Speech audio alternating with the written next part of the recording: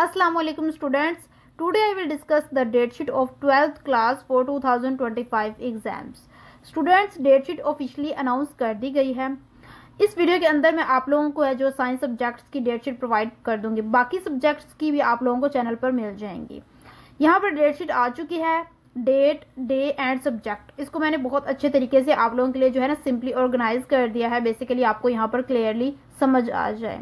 इसके अलावा आप लोगों को विद नोटिफिकेशन जो 11th एंड 12th क्लास की डेट शीट्स हैं वो चैनल पर मिल जाएंगी, वो आप लोगों ने देख लेनी है। और यहाँ पर मैं आप लोगों को जो है डेट शीट अब एक्सप्लेन कर देती हूँ। 30 अप्रैल वेडनेसडे इंग्लिश का पेपर है, 2 मई फ्राइडे पाक स्टडी का पेपर है, 5 मई मंडे फिजिक्स का पेपर है, 8 मई थर्सडे केमिस्ट्री का पेपर है, 9 मई फ्राइडे तर्जुमतुल कुरान का पेपर है, 12 मई मंडे बायोलॉजी और मैथ का पेपर है, 14 मई वेडनेसडे कंप्यूटर का पेपर है एंड 19 मई मंडे उर्दू का पेपर है। So students, best of luck for your exams. And students, हर काम के शुरू और आखिर में अल्लाह को लाजमी याद किया करें, इससे आपके काम में बहुत ज़्यादा आसानी हो जाती है।